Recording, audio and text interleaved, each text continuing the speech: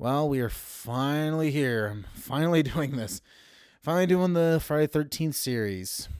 So I, my plan was to start this in September, which I did.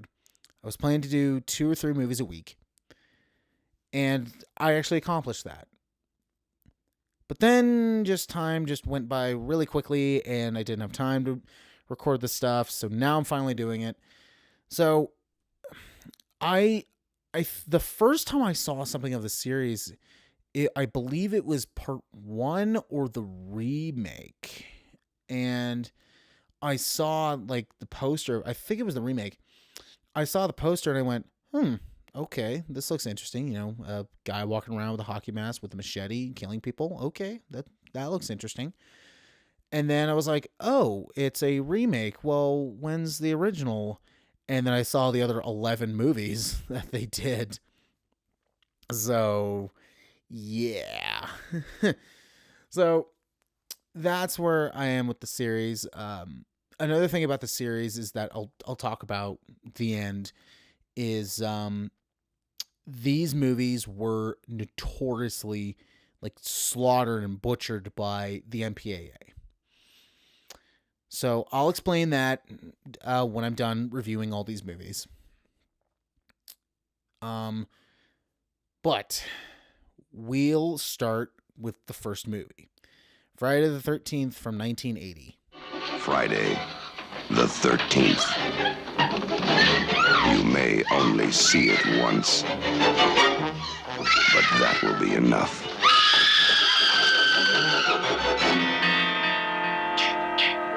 Friday the 13th.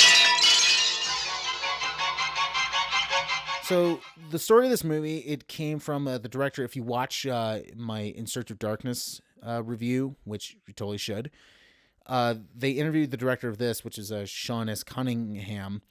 He talked about how they saw John Carpenter's Halloween from 1978, saw that it was very low budget. I believe it was like $300,000, I believe, and said, well, we can make, a low budget slasher movie, with no money, and make tons of money off of that. So they pretty much went in like just no holds barred. Let's just make a whole bunch of money. And to their credit, Friday the 13th is now a 12 movie series. So lucky them. But this movie, it's directed by Sean S. Cunningham, who really didn't direct anything else. He was mainly a producer. Like, he produced the series, he produced a movie called House, and that's pretty much it. But this movie, it also has Tom Savini doing all the makeup stuff, and Tom Savini is one of the he's been known as like the Wizard of Gore. And he came in and was like, I want to do this, I want to do this, I want to do this, and it's like, all right, let's do it. And Savini, I believe, was in, I believe it was Vietnam, so he saw all like the gory images of people that'll shake anybody up. So he saw all that, so that's what makes his gore effects really effective, is that it makes it look real. It's not always over the top. It makes it all look real because he saw real ghastly images that'll just make anybody freak out. And so I think the first movie, it's not great, but it's not bad either. It is the one that started it all. This movie, this isn't really a spoiler anymore because it's kind of known as like pop culture. This movie, it doesn't have Jason as the killer. It's his mother, who it's Betsy Palmer. And I know she even said like, yeah, I didn't really like doing this, but she mainly did it. It's just like, yeah, let me just do it. But when she's first on screen, it's like you think, oh, she's just a cuddly old lady, like, okay, like, all right, I'm with this. But then when she starts telling the story of what happened to Jason, it's like, oh, well, forget what I just said. And it worked quite effectively too. But another thing about it is that some of the moments in this movie where they use the slow-mo, it's laughable. Like towards the end, like I remember I saw this, they were doing a Thursday night showing of this in a theater, and I went and saw it, and the theater was almost packed, and when it got to the end part where they had the slow-mo and how she gets killed, everybody was laughing. Like there was not one, oh, it was just everyone was just laughing because of the slow-mo, because everyone knew it was so ridiculous. So yeah, whatever. But you know, I think this one, it started it all. So there you go. But yeah, it's definitely, it's not bad, it's not good either. So it gets an average. I do like the gore they use. I think Tom Savini is just amazing at who he is. And yeah, I mean, it's a classic. It's one where it's like, if you haven't seen it, go right ahead. But it's one I could sit through it, and get through it, no problem. But it's not one where I go like, this is just like amazing filmmaking. It's just like, yeah, they were just doing it just like just to do it. But it works. So it didn't really do a whole lot of money. I don't really think, but it got enough money to then Paramount decided, oh, we're gonna do another movie. So the next year, they did Friday the 13th Part 2. The day you count on for terror is not over. Friday the 13th, Part 2. This one is directed by Steve Miner, who directs parts 2 and 3. He also directed Halloween H2O, which I haven't seen in a while. I know I've seen it, but I can't remember if I liked it or I didn't like it. So that's a definite rewatch. His lighting is very TV-like, because outside of Friday the 13th Part 2 and 3 and Halloween H2O, he's really only done TV stuff. And you get that TV vibe, and this is also when the series decides, yeah, we're going to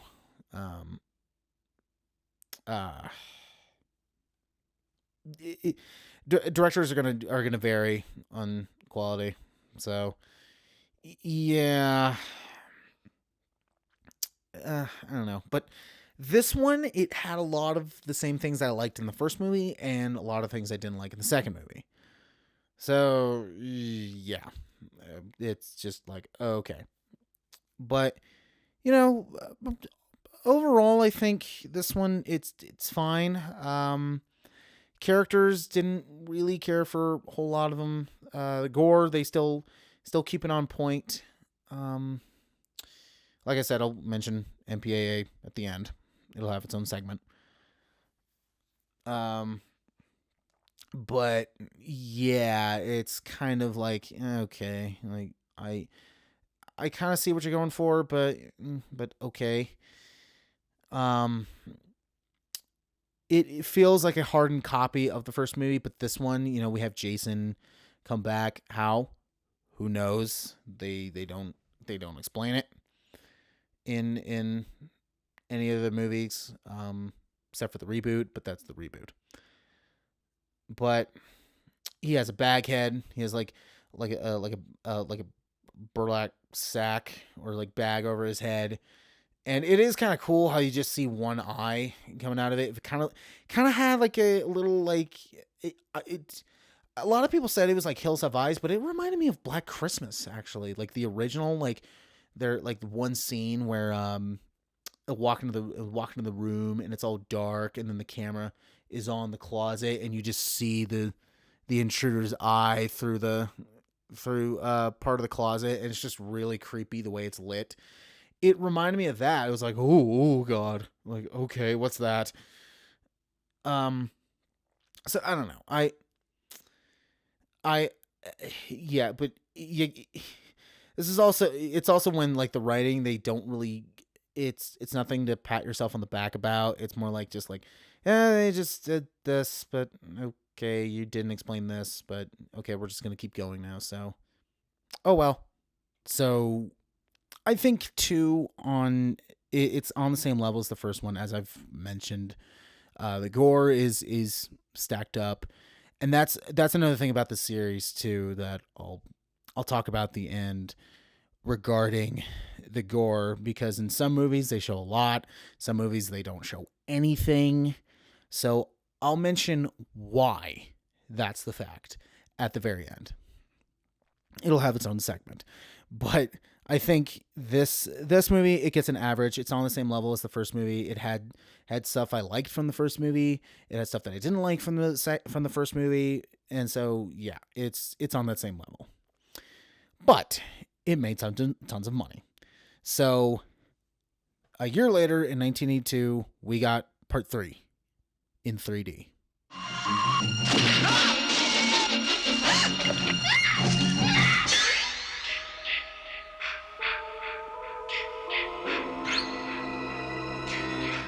Okay, so this one I don't really care for, but again, it's on the same level as 1 and 2.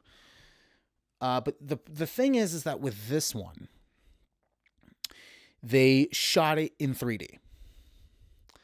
But if you don't see the 3D version, it looks ridiculous, because there's clearly moments where they're going like, oh, we're throwing this at your face. And a lot of the times I don't go see 3D movies because I'm just afraid that it's going to be like that, where they're just like constantly throwing stuff in your face, because it's like, oh, we have 3D, let's throw this moment in there. And this movie kind of does that. But then also at the same time, the 80s and like the late 70s and 80s, they had like all those like really like over the top, poorly made 3D movies. Like you had Amityville 3 in 3D. You had Parasite in 3D. You had I believe it was Rottweiler or Dogs from Hell in 3D. Jaws in 3D. So horror movies were taking advantage of the whole, like, let's make the third movie into 3D, like I previously mentioned, Jaws in 3D or Amityville 3D. Let's just take advantage of that and make tons of money. And this movie did, because we got a few more movies, but I think this is the movie that also Jason finally gets his iconic hockey mask. And yeah,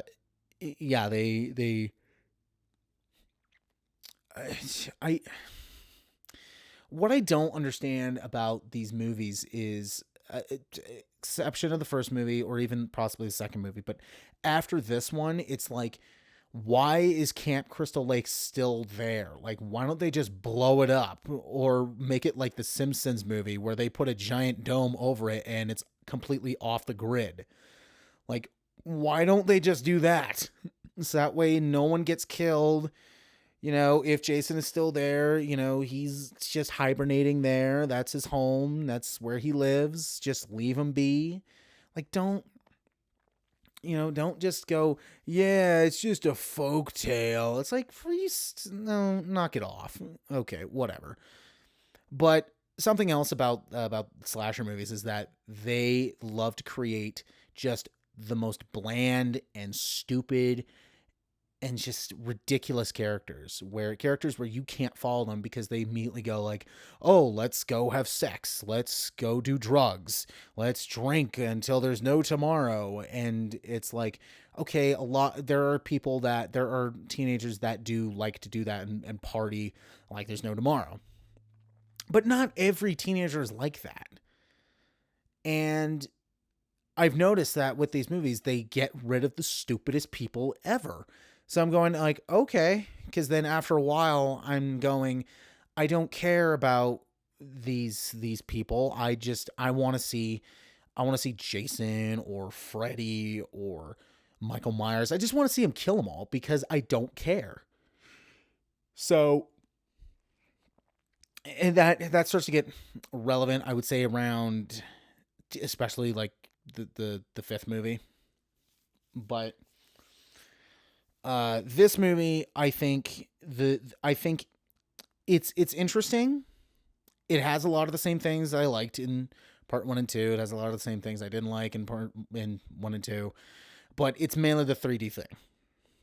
The 3D thing, if you're not watching it in 3D, it is really stupid. It's like watching. I don't really watch anime, but if I catch like dubbed versions of anime, it's just some of the funniest things ever. And so that's why I'm just like, yeah, I I'm good. So it's like on that level. So it to me, it was very distracting, and there were times where they were doing it just to do it, which I get it because it was the 80s and a lot of movies were doing that. So I get it, but I think this movie, it gets an average because it's on the same level as part 1 and 2. So it gets an average. Then we get to part 4 in 1984, Friday the 13th, the final chapter. Yeah, right. Kills. But now, Jason's reign of terror is over. Friday the 13th, the final chapter. Jason's unlucky day. Okay, part 4 of the final chapter, which it was supposed to be. This one, so Steve Miner left, and this one is directed by Joseph Zito, who does Invasion USA, Missing in Action, so Chuck Norris movies with Cannon. That's all I need to say. So, but honestly, this one is one of my favorites out of the series because the gore is pretty hardcore in this one, and there were parts where I'm going like, oh, okay, that looked like it hurt. Where the rest of them was just kind of like, okay, like, all right, that looked like it hurt, but to me, it's not fazing me. Some I'm going like, oh, okay. Like I didn't look away. It was just my reaction to it. But I think this movie, it's one of the best ones out of the series. It has Jason's back in this one, and this movie has Corey Feldman. It was pre Goonies. It was pre Goonies. It was a year before Goonies. So yeah. Just look at a picture of him in this, and then look at the Goonies, which was the next year, and it's just like, whoa, okay.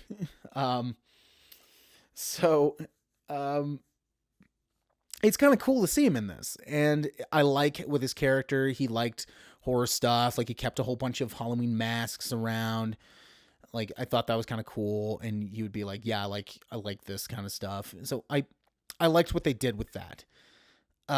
When the group of teenagers show up, one of them is Crispin Glover, which the next year would be in Back to the Future. And I'm just going to say this. If you've seen it, you know exactly what I'm talking about.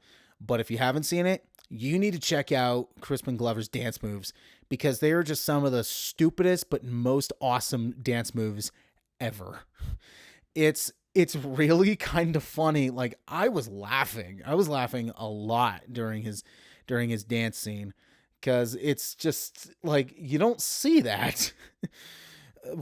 So it's kind of cool, but then when each one gets picked off one by one, it's like, ooh, okay. So this was around the time when they started being more creative with the kills. Because honestly, with 2 and 3, it was just like, okay, I see what you're going for, but okay. But with this, it was some of the kills weren't like something to like go like, oh, okay, that was really cool. But the way they did it and the amount of blood and gore that they showed, it was just like, oh, okay, that looked painful. So I generally liked this one, and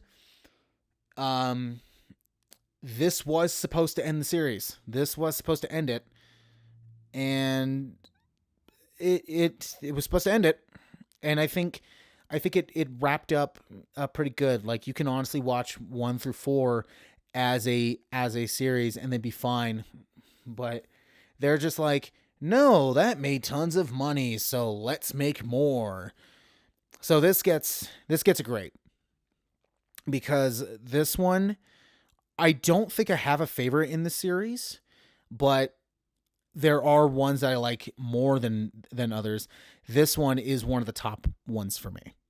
There's one and I think two movies that I liked more than others.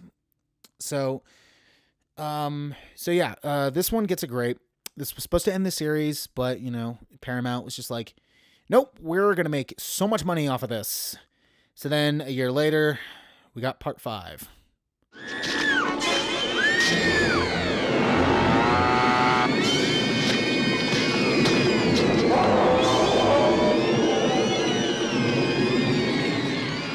Friday the 13th, part 5, A New Beginning. Okay, let's talk about this. All right, this one is kind of like I talked about in my Nightmare on Elm Street review. This one is kind of one of the black sheeps of the series, where with like Nightmare Part 2 is considered to be the black sheep. This one I think is the black sheep in the Friday the 13th series. But because this movie, spoiler if you haven't seen it, it's in the title of part 6, so really kind of thinking this is a spoiler is kind of like, this is kind of common right now. Jason's not in this one. It's an imposter. And I'll say this. The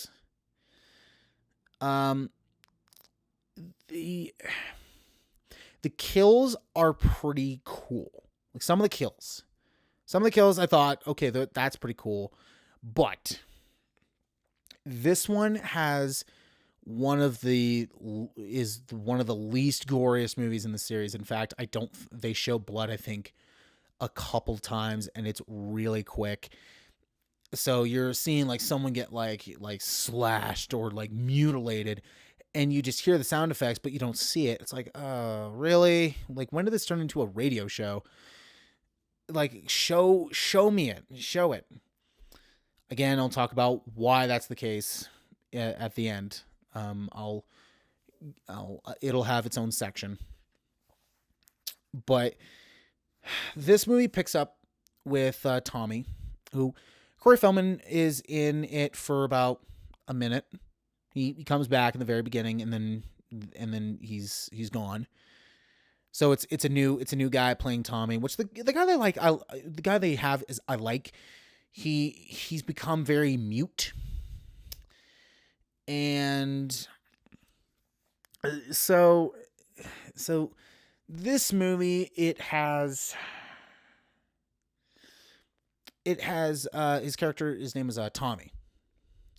He goes to kind of like a mental institution because the events of 4, and it gets dropped off at not a foster, not a almost a foster home, but it's a farm where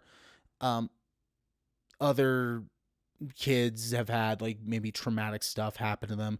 They don't really go into detail about that. It's not like Nightmare Part 3 where they're in the institute. It's not like that.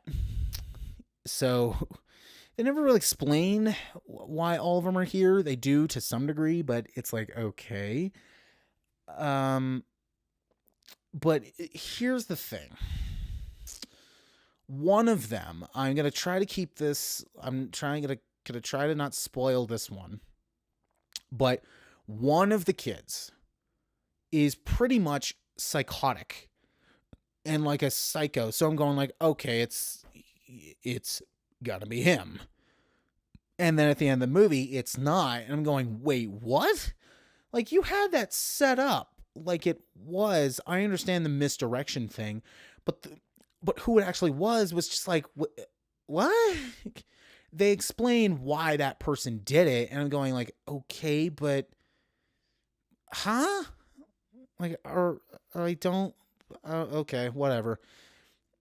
So this movie was directed by Danny Steinman, who did only, I think, did one other movie called Savage Streets, and I haven't seen that one. So this is kind of around the time when they're picking directors who don't really have either this is the movie they make is their first movie, or it's they've done stuff in the past. Like, I believe one of the directors of these did I can't remember which one, but one of the directors of these did some porn before doing their respected Friday the 13th movie. But this one, it's not the worst in the series, but it's not very good either. And they do something at the end that's like, okay, what's going to happen next? And then they jump to part 6, and they don't explain it, because part 6, it continues off with Tommy. They don't explain what happened, and it's like, what just happened? I'm like, okay. But this one overall, it gets a fine. You know, it's not terrible, it's not good, but it's like, like, whatever. You can honestly skip this movie, because if you want to see Jason, then you can absolutely skip this movie. But I think if you want a slasher film, still skip this one, because you don't see anything. It is interesting to see, but it's skippable. So then that one did moderate, but then they wanted to do more money. So then the next year in 1986, we got Friday the 13th Part 6.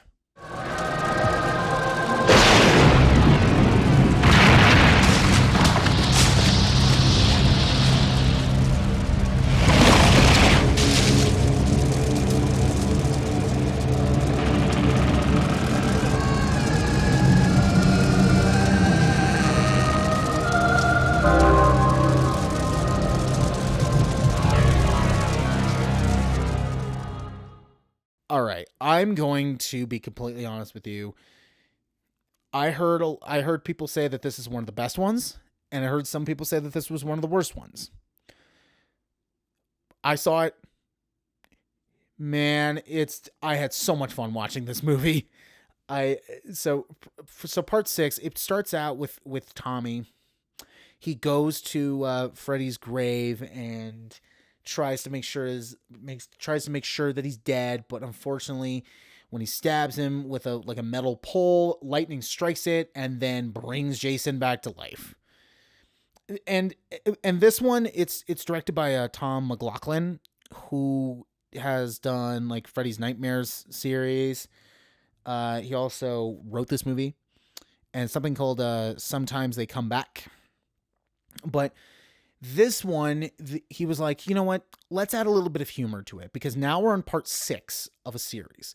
Let's add in some humor. And I liked what they did because it's over the top. It's silly. It knows it's silly. It's having fun with it. And I generally had a fun time watching this movie. So there was times where I'm going like, that was stupid, but that was fun and that was funny. So I'm fine. So they said, because we're in part 6 now, let's add some humor to this. Let's have some fun, and let's add some humor to this. So this is very much like a dark comedy, and I really liked what they did. This movie also has Alice Cooper's song. I think it was "He's Back" or "The Man Behind the Mask," which I really like that song.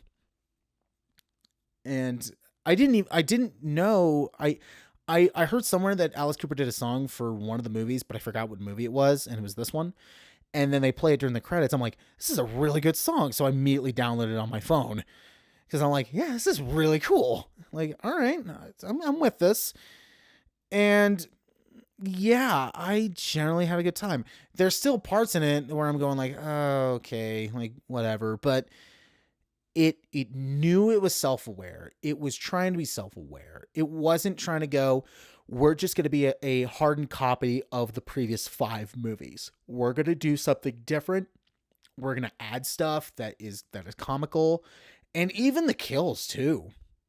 Like especially one of the kills got me, where I'm like, oh, and yeah, I was like, oh, okay, I was not expecting that. So I had fun with this movie. So part 6, it's one of the best ones for me. It's honestly, I think we'll talk about it at the end, but part 4 and part 6, they're definitely up in the top tier of this series. But so this one gets a great, because I had so much fun watching it. When they're trying to figure out like, how are we gonna do this, like when they were trying to plan stuff, parts of it where I'm going like, okay, that's kind of clever, and some parts where I'm going like, okay, this is just boring.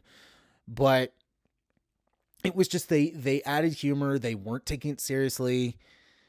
And I was like, okay, see, this is what I think the series should be from then on. Unfortunately, it wasn't. But that's beside the point. I had fun with this movie. It gets a great. It's one of the best ones in the series for me. I had so much fun with it. Then this one made tons of money because it was like, oh, Jason's back. Finally, we can make more money now. And this movie did pretty well.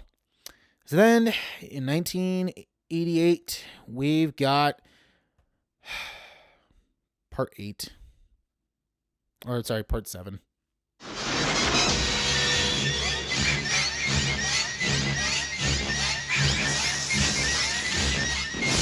Friday the 13th, part 7.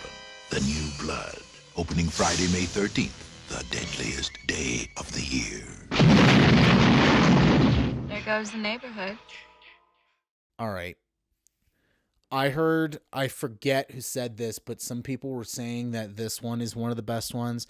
Yeah, I don't agree with that at all. This one is called A New Blood. And this one, Jason comes back, and we have a girl who's psychic, who's pretty much like Firestarter. But when I'm watching that, I'm going like, okay, you're telekinetic, but I'm like, so you're kind of reminding me of like, if very much like Carrie. It was like Carrie and Firestarter put together, and you got this girl. So I'm going like, okay, this could work, but I'm obviously seeing like, okay, that part, it's like Firestarter. Okay, that part, it's like Carrie. So I clearly know what you're doing. But it's just, the characters just brought me down in this movie. But The good side is that this is the first movie that has Kane Hodder as Jason. And to me, he is the definitive Jason. He is the Jason that I know. So, like, every time when I saw footage of one of the Jason movies, it was always of Kane. It was always of him. I love his stunt work. He's even become so popular that he played Jason in the Friday the 13th video game that came out a couple years ago. I saw footage from I saw behind the scenes footage of them making the video game, and it was all like they were wearing like the green and ping pong suits. and yeah, it was him. It was him as Jason. I'm like, cool. So yeah, to me, he is the definitive Jason. He is my version of Jason. When I think of Jason Voorhees, I immediately think of him.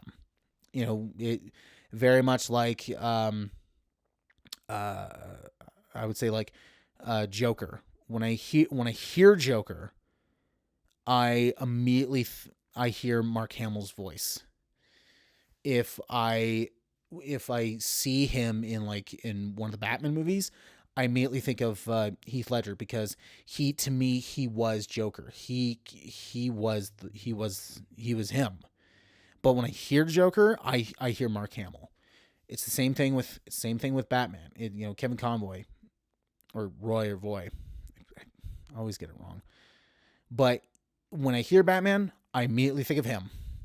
When I see Batman, that's where it differs. But, getting off track. But this movie,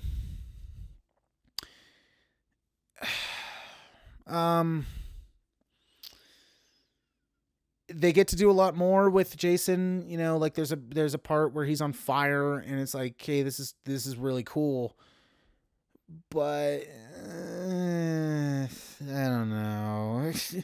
This one I didn't really care for. It was kind of funny to like watch Jason in I forget the girl's name, when she's using her telekinetic powers and she's throwing like stuff at Jason. It's kind of funny seeing Jason get hit by all these like appliances and things. So it is kind of funny in that regard, but still, I don't know. To me, this one was just like, all right, we're going to do this because, let's try to do something different. And they did, but yeah, everything surrounding everything is just flat. So this one gets fine. The director of this is John Carl Buchler, or something along that, who did The Dungeon Master and Troll. So I'm immediately thinking, oh no. So, and I haven't seen the first Troll movie. I've seen Troll 2, which is just amazing, and maybe I'll review that one day. But I've seen some footage from the first Troll. I'm just going, yeah, that just looks dumb. That just looks bad. So I don't know. Who knows? So yeah, I didn't really care for this one. So it's fine. It's not one of the best. It's not one of the worst. It's just like, okay, like whatever. It's fine. Then this is around the time when they just lose it for me. This is when they get absolutely just terrible. So apparently this one made money. Then the next year in 1989, we got Part 8.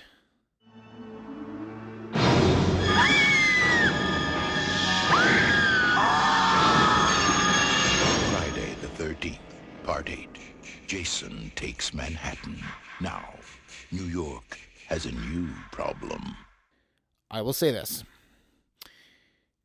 I was looking forward to seeing Jason go to Manhattan and just slaughter people for an hour and a half to 2 hours.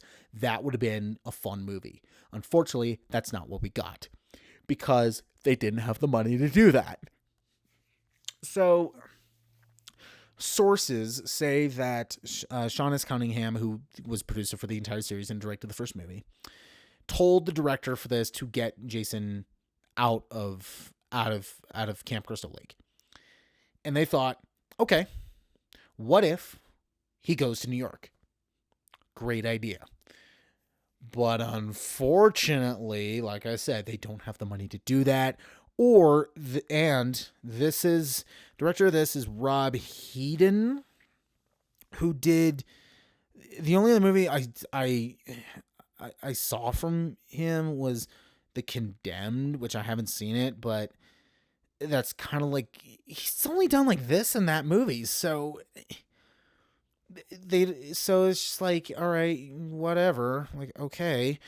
But they take, so there's this whole bunch of kids, they take a cruise ship from Crystal Lake to Manhattan, and Jason's on board and starting to kill him off. The movie is called Jason Takes Manhattan, not Jason takes boat or whatever, takes over the cruise ship or whatever. Because from like I would say about the 15-20 minute mark, they start being on this cruise ship, and then when they finally get to Manhattan, you have like 30 some odd minutes left of the movie, and this is actually the longest movie in the series. So I'm thinking like, okay, they're only going to be on this cruise ship for a little bit, and then when they get up to Manhattan, boy, Jason's just gonna go off. He's gonna slaughter people. Nope.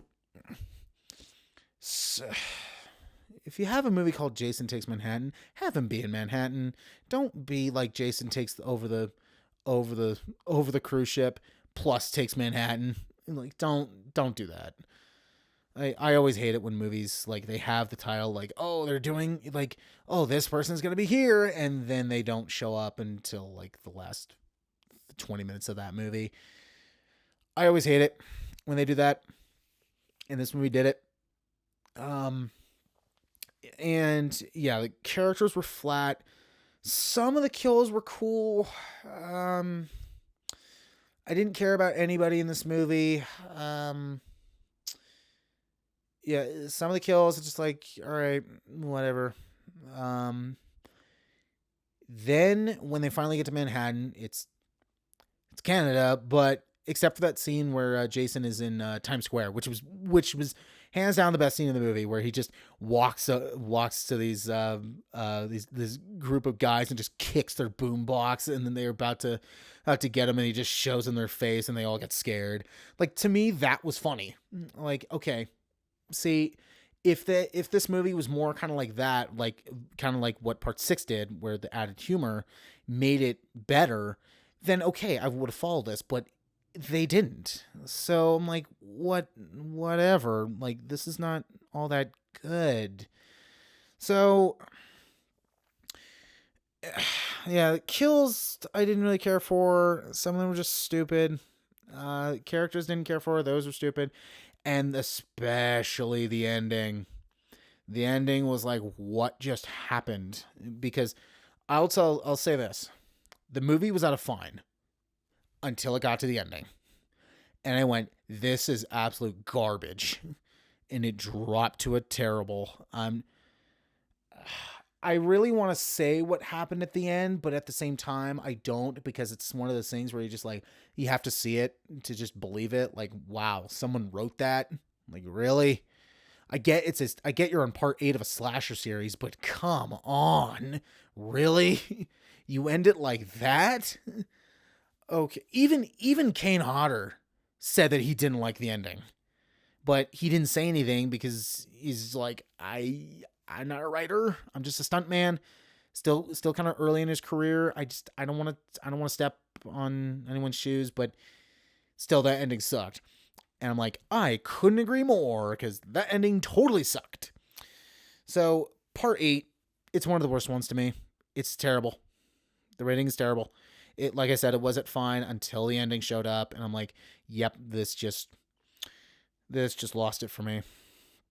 So this was part 8. So then, because this movie bombed, because no one liked it, Paramount decided that we're done making movies for the series. So then they sold the rights to who they were semi-new at the time, New Line Cinema. They had a lot of success with Freddy. And I believe around the same time they were planning. They either did kill him off, or I think they were getting ready to. I can't remember times, even though I have all this written down, so I should know. But they're like, okay, because we're making a end of Freddy movie, let's make an end of Jason movie. Okay, this one was 4 years after part 8. We finally get, in 1993, Jason Goes to Hell.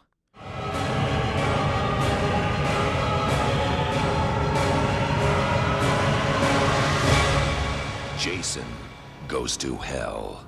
The final Friday.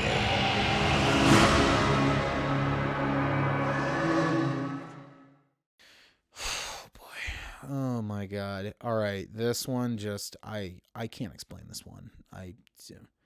Wow. This one. All right. So this one starts out with Jason. They don't explain what happens at the end of 8, but honestly, I stopped caring at this point about the continuity. I really stopped caring. But oh God. So this movie, he's at Camp Crystal Lake, and he just gets like the entire SWAT team shows up and just obliterates him with bullets and grenades and like rocket launchers, and they finally kill him. Until they bring his dead body to the morgue, and his heart is there and it's beating, and for some stupid reason the coroner eats his heart and then gets possessed by Jason. So it's practically Jason walking around in the body of someone who then also does like not time jumps, body jumps. So technically you don't get Jason. It's honestly, it's like that movie from the 80s called The Hidden, which I'm sure they saw that, because every time when Jason possesses someone and is about to possess someone else, like a little like slug comes out of the mouth, and I swear I thought they did it in The Hidden. And I'm like, really? It's the same thing. Like, are you serious? It wasn't like Night of the Creeps, where it was the slugs, but it wasn't like that. It was like The Hidden, where it jumped from person to person. And oh my God, this movie. I will say this. One of the things I liked is that after Jason comes out of the body of somebody, that person's body then disintegrates and just melts. And I'm like, the melting effects they have, it's like, ugh, like, okay, that's just really gross. It's kind of it was kind of on the level of like Cronenberg a little bit, where it was like The Fly, or like Scanners, or The Board, or Nightbreed. It was kind of on that level of David Cronenberg. So I'm going like, oh, okay, that's kind of nasty. But everything else just sucked. Just really sucked. Because, it's Jason possessing people, but you're technically not getting Jason. You're not getting him until like the last act of the movie, when he finally. Okay. So this movie, Jason finds out that he has to, in order to return to his physical self, because his physical self has already been blown up, he needs to possess one of his heirs to come back as Jason.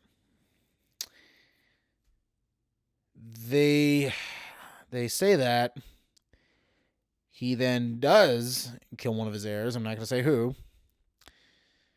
And just leaves them there for a while. And then when he finally does, and he comes back as Jason, it's like, well, why didn't you just do that in the beginning? What was that all about? Like, what are you doing? And yeah, this movie's just all over the place. I didn't care for any of the characters. Nothing was interesting except for kind of the Cronenberg level of melting of facts on a person, but everything else just was terrible. This one is easily the worst, and I thought part 8 was bad. No, Jessica Goes to Hell is the worst one. My God, they have an unrated version of it, but because what I typically do is I watch theatrical versions before watching like unrated director's cuts, just to see like, okay, this was interesting enough to then watch the director's cut. That's what I did with Dark City. Like I saw the theatrical cut, I'm going like, okay, this is pretty good, but then I watched the director's cut of that, I'm going like, this is way better. So, but the problem is this movie sucks. Yeah, the director of this is Adam Marcus, who did Secret Santa. Just like with again, haven't heard of any of these. So, and honestly, because this movie sucks, I don't care to check out their work, even though that's what I did with Jeff Wadlow, who did Truth or Dare and then Fantasy Island. I didn't like both those movies, and I'm still following him. He has one more strike until I'm like, all right, I'm done. So this movie bombed, as it should have been, because it was terrible. But at the end of the movie, Jason, no surprise, surprise, is dragged to hell, because it's in the title. But his mask is sitting on the ground, and then a hand pops up that looks like Freddy Krueger's glove and grabs it and pulls it down. They said that was just a gag, but fans, when they saw that, they said, we want a Freddy versus Jason movie. Unfortunately, they didn't do that until exactly a decade later. So, in the meantime of that, we got Jason X in 2001, or Jason in Space.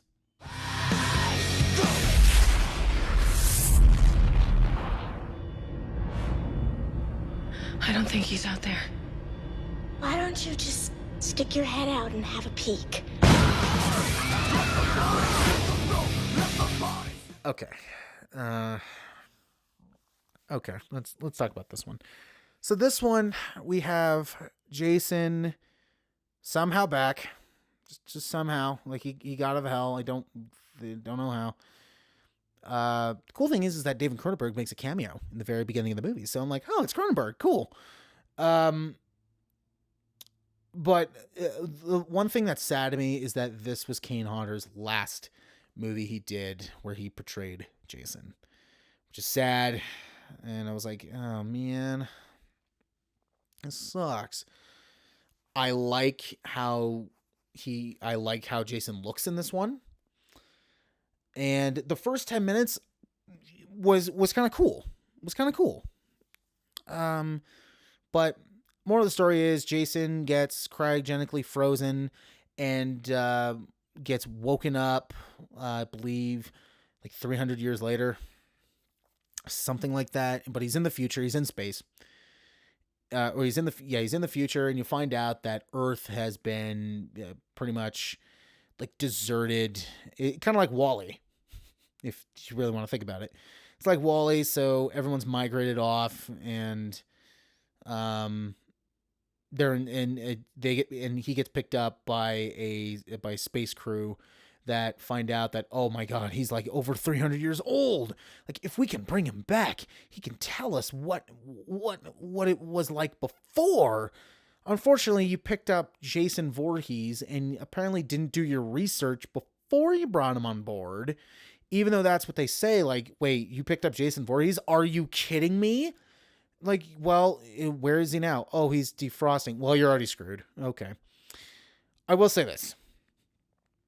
This movie, a lot like on the levels of Part 6, it wasn't taking itself seriously. It's Jason in space. I mean, at this time, you had, I believe Hellraiser in space came out, Leprechaun in space came out. So a lot of like these horror villains and horror icons that were going into space because screw it, we can't think of anything else they can do on Earth. So let's just go with this. So, I mean, this one is directed by James Isaac, who did Pig Hunt, Skinwalkers, The Horror Show, which I've never heard of any of those. I'll say, and I'll bring this up. Some of the kills in this movie were cool. I did like, including one, including a like quick freezing cryogenic water. That was cool.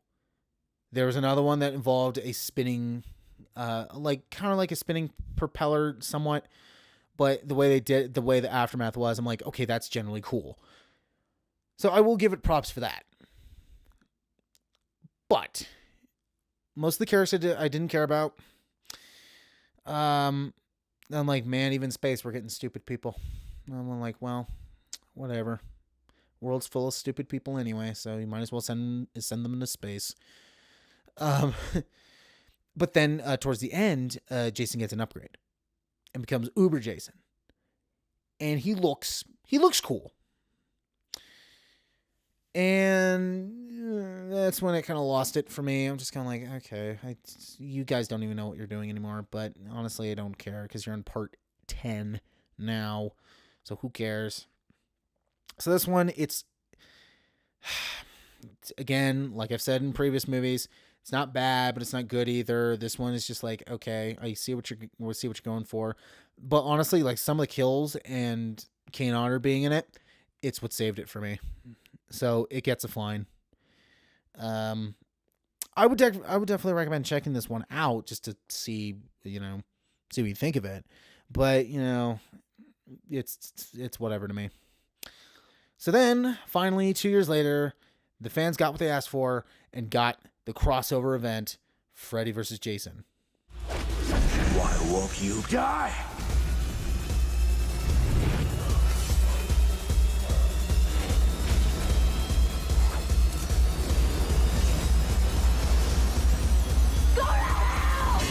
Freddy versus Jason. Place your bets. All right. Now this one. I'll say this. Kane Otter's not in this one, which sucked. They get another guy, which he does a good job. They got Robert Englund to be Freddy Krueger again, which is awesome. But here's the thing. I think a lot of crossover movies or TV specials get wrong. They focus too much on one of the two properties. To me, this movie felt more like a Nightmare on Elm Street movie than a Friday the 13th movie. So you really need to find that balance between, okay, we're going to bring in this stuff from Nightmare. All right, we're going to bring all this stuff from Friday the 13th and put it all together and not go like, you need to have a 50-50 shot. You can't have like 70-30 or 60-40, or in this case, I think it was around like 60-30 or even more than that. It was more like 80-20.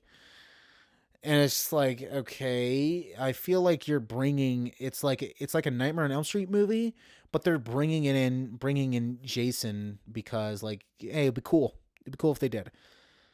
This movie is directed by Ronnie Yu, who did Bride of Chucky, which go check out my Chucky series review if you haven't seen it. Did Bride with White Hair, did a lot of Asian movies.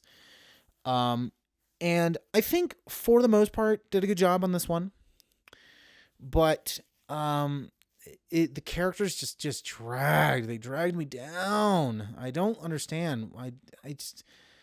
I really wanted to like this movie. And honestly, when I saw this, I was like, okay, there were parts that I did see and then parts that I didn't see. So I hadn't seen it fully. I just saw some parts of it.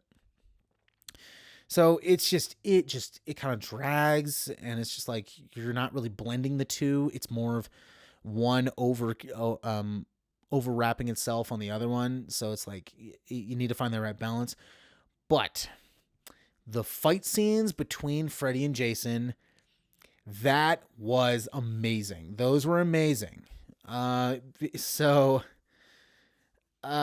one they hit. They did it very much like King Kong versus Godzilla, or Wolfenstein meets the Wolfman, where they butt heads with each other and just tried to kill one another. And it's cool on how they did it. They have a dream sequence where they're fighting. That was cool. It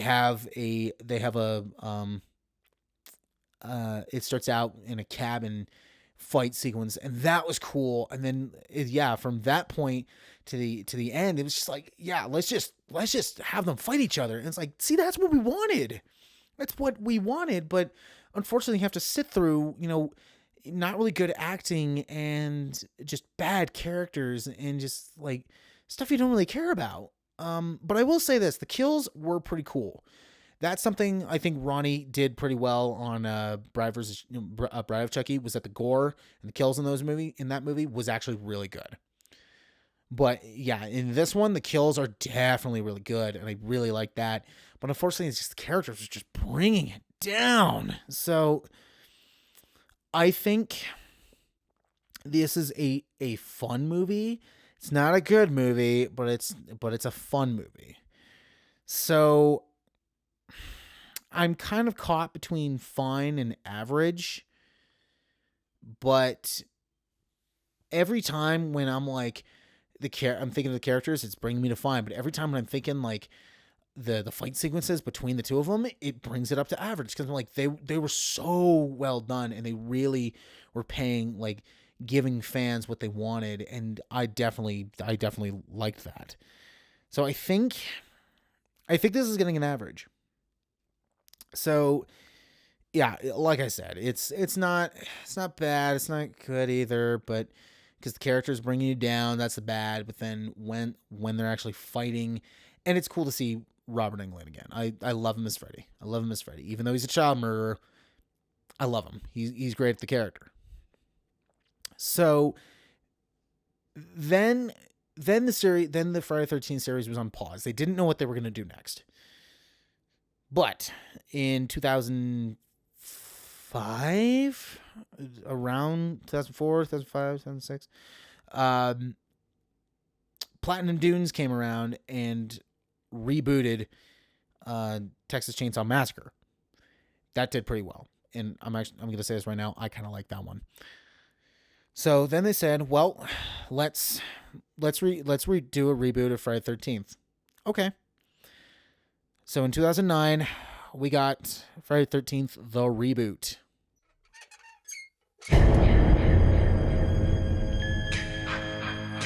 And today is his birthday.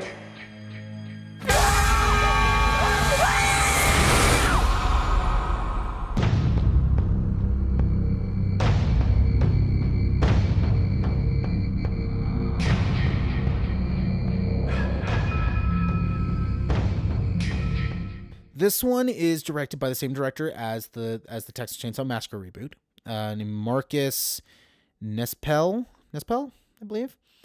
And it is produced by Platinum Dunes, or AKA Michael Bay. So kind of right there, I'm going like, okay, you have the director of the Texas Chainsaw Massacre reboot coming in. Okay, that's cool. But then you got Michael Bay producing. I'm going like, okay, how much is this just going to be like his movies, where it's just like nonstop explosions and just hot women on screen? Like, how is it going to go for this? And I will say this. They explained what happened at the end of the first movie. They explained what happened. And I liked what they did.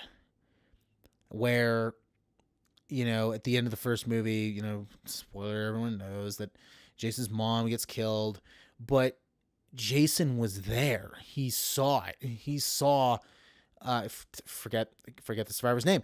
Saw them kill his mother, and so in his mind, he's not thinking of my mom was a killer. He saw it as they killed my mom.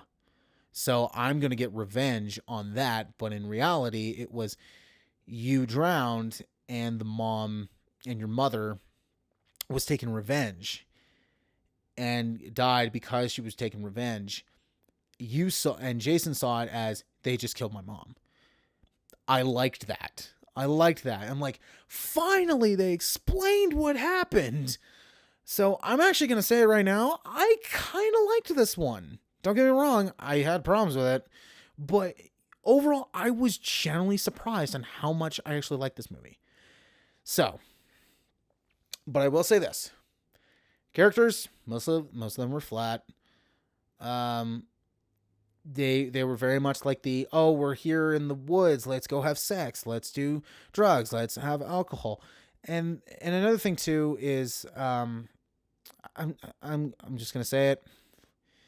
They have a character in this movie who's black, and the way they started out with the character, these group of kids, quote unquote, this group of people, they're on their way to it was a home that one of their family owns. So they're just gonna go out there and just have a good time. But it's right near Camp Crystal Lake, so of course Jason's out there.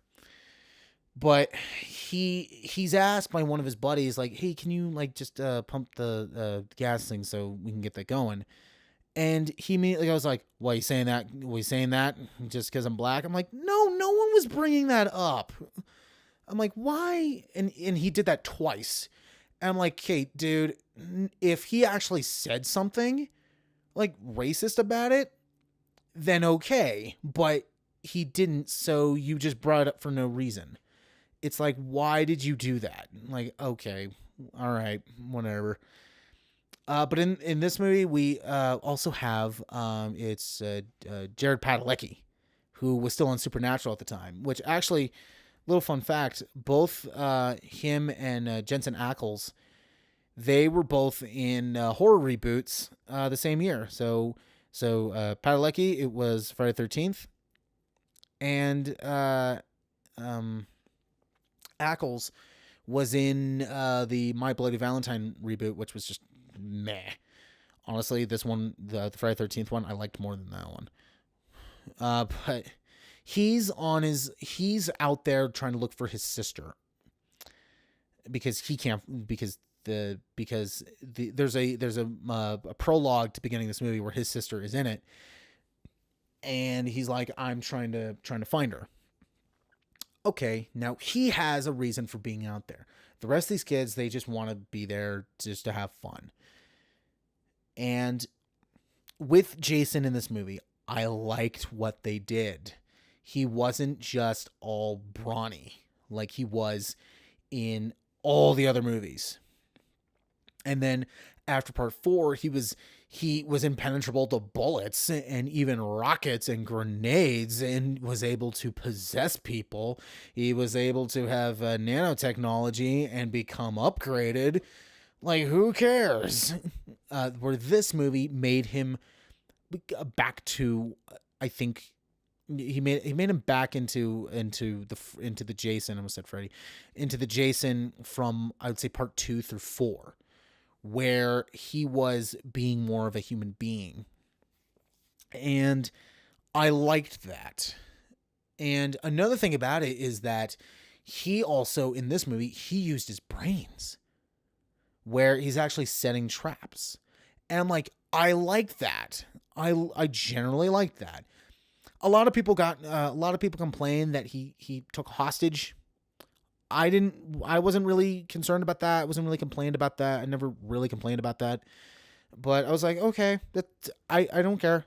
Because this is a different Jason. This is a reimagining version of Jason where he can be, he could be different. He doesn't have to be the same. He could be different. And they did something different with it. And I liked what they did. I get not a lot of people did. I see this one in like one of the worst horror remakes. I'm just like, it's not. It's not. Now, don't get me wrong. I have problems with it. Don't get me wrong. like mainly with characters and some other things. But overall, I didn't mind this one. So, yeah, I didn't mind this one so much. So, I honestly liked this one. I was generally surprised on how much I liked this one, because I went into it going like, okay, it's a reboot. Let's see what they're going to do different. But I was kind of more going with, okay, what are they going to do the same? And they do a lot of the stuff that's the same. And a lot of the time they do it to please the fans, which I get it, because, reboots have to do that. But I liked what they did. So this movie gets an average. It's not a great, because of some of the character stuff in it where I'm just like, whatever. But I did like some of the kills. A lot of people have said like, yeah, there was a lot of nudity in this. I'm like, there's lots of nudity in all of them. Okay. Like, really? Like, that's what you're focused on, but okay. But at the same time, Friday 13th was a series where when they were made, you never really saw anything like that. You wouldn't go to the theater, and typically not a whole lot of movies would have nudity on screen. It's not like today where, you have TV channels dedicated to porn or even online. Back then there was no internet, so you didn't have porn that was online, TV stuff. It was all, you had to do, you had to pay for it. You had to do pay-per-view. So it was kind of new. It was like some people haven't seen something like this before. So, yeah, but this one gets an average because I generally liked what they did. So that is the Friday the 13th series. I will go through, I will say which ones I liked the most, and then I'll talk about why they differ. So my number 1 and number 2 are, they're tied technically. It's part 4 and part 6. I generally like those ones. Then I would go the reboot, then the first movie, then part 2, then part 3, then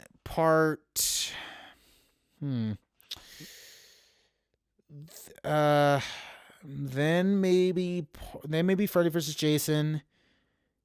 Then I would say Jason X. Then part 7, then part 5, then part 8, and then part 9. So Jason Goes to Hell is my absolute worst. To me, it's the worst of the series. So there's that. Okay. So here is why the movies differ. Okay. So it all has to do with the MPAA. So let me tell you why. So the MPAA, which is the Motion Picture Association of America, they provide ratings for movies. So early on, when they were first coming into existence, movies were either G, so general audiences, so all ages can see it, or R, which are restricted, so movies that you had to be 17 and older to see. It was just those two. Then over time, they added the PG rating, which then parental guidance. So basically, if you were under the age of, I think it was 12, it was parental guidance. So parents had to come along with you to make sure it was okay. Then they added an X rating. The X rating is commonly known now as an NC-17. So adults only. So 17 and older, like that new movie, the Netflix movie Blondie, that's NC-17. So adults only. So the thing is that when they made the X rating, these movies were butchered by the MPAA. Every movie, a kill got cut or got trimmed. So that's why in like part 1 or part 4, you had quite a bit of blood. And then in part 5, you saw nothing. That's because in part 5, they had all the gore, but they say they got cut out. And something else is that I think Tom Savini talked about, I forget which movie, but director said like, yeah, stuff was cut, but Savini said no, actually a lot was cut. And if you watch there was a documentary called Crystal Lake Memories. They show like almost like VHS quality of some of the kills, and it's just like, wow. So I've seen some of the footage from part 5 with the gore, and honestly, the gore that was cut out from part 5 could have saved the movie, and it didn't. Another thing about this movie is that there are uncut versions of this. But unfortunately, I think one of them, I can't remember which one, the producer had a beef with the director of it. I believe it was part 7. And that producer destroyed the original print of the movie, so there is no unrated version of that. Unless there's like a bootleg copy of it, or they import it out of the US, which no one has found it. There is no unrated version. So, but back to the MPAA. The MPAA has had a reputation of doing a lot of stuff with movies, like for example, like the director's cut of RoboCop that had an X rating. The Friday 13th movies, a lot of them had the X rating. The Evil Dead, I believe, had an X rating, which is why if you read about Evil Dead 2, they set up, I think it was Bruce Campbell, Robert Tappert, and Sam Raimi. They set up Rosebud Releasing Corporation, so that way they can release the movie uncut and not have to worry about the MPAA getting in their business and giving them an X rating. So they were like, well, what if we just set up our own releasing studio and just release it uncut? And that's what they did. And it worked. And another thing about Evil Dead is if you look at the history of Army of Darkness, Universal, the studio, they wanted it to be PG-13. Sam Raimi wanted it to be R. And the MPAA gave it an NC-17. And it's kind of like, a what? Like, if you... Like, Bruce Campbell joked about it, and he said that Goodfellas, which I believe is the same year, got an R rating, even though it had tons and tons of swearing and violence. And Army of Darkness has talking skeletons and gets an NC-17. Like, are you serious? Are you? Was the person in charge of that, were they drunk or high or something like that? Like, that makes no sense. So yeah, the MPAA is just... That's why you have a lot of like the unrated or uncut stuff, because a lot of the time the MPAA will screw up someone's movie. Like, go back and watch it was either 60s or 70s, movie called Caligula, which was all about Emperor Caligula. And that movie had Malcolm McDowell as Emperor Caligula. It also had Helen Mirren in it too. There's 2 versions of it. There's the theatrical, which is a PG rated movie, which has like little violence, little gore, little nudity. But then they have the direct or the unrated version, which is a R-rated version of it, where they show just so much blood and so much nudity. And that's the preferred version of the movie. Because if you want to see like a somewhat accurate version of Emperor Caligula and how pretty much he was out of his mind, you see the unrated version, because that's the more accurate version. But that was also during the time when the MPAA was going like, well, we don't have the PG-13 rating. The PG-13 rating didn't show up until 1984, until it was Red Dawn. That was the first PG-13 rated movie.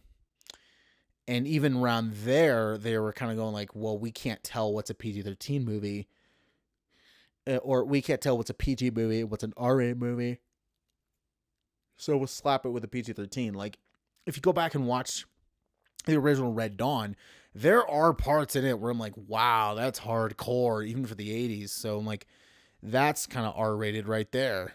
So Yeah, so the MPAA is very up and down about stuff. So that's why with this series, you get, in part 4, you'll get a ton of blood. Part 5, you'll get like nothing.